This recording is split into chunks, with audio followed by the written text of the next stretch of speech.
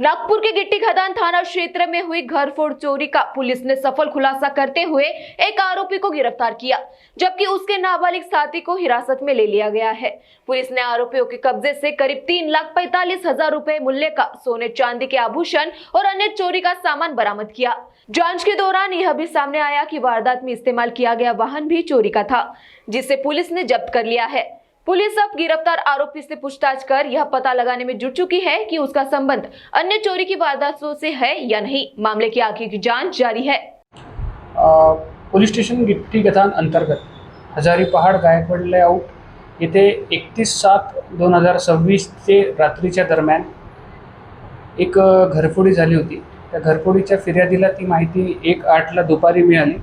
त्या अनुषंगाने सदर घटनास्थळी आम्ही तसेच फॉरेन्सिक व्हॅन आपले DB पथक स्वतः जाऊन घरफोडीच्या घटनास्थळाची बारकाईने पाहणी केली। आजूबाजूचे CCTV फुटेज तपासले, घरफोडी झाल्याचे निष्पन्न झाले।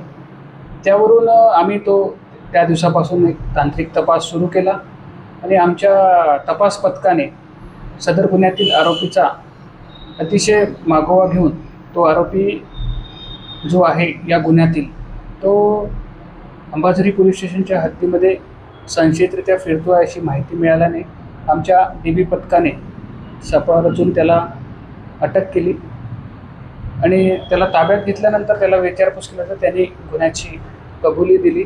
त्यांनी तो गुन्हा त्याचा एक विधी संघर्षित बालक याच्यासोबत केल्याचे सांगितले व गुन्ह्यात त्यांनी जे वाहन वापरले होते ते सुद्धा पोलीस स्टेशन पाचपावली येथील चोरीस गेलेले आहे।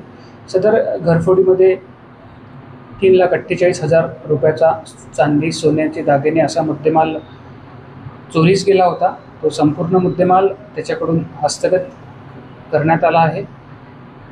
इतर गुन्हेही त्यांनी केले असल्याची शक्यता आहे, त्याबाबत सुद्धा आमचा तपास सुरू आहे आणि सदरचा आरोपी हा सागर वर्मा असून तो कळमना येथे राहतो।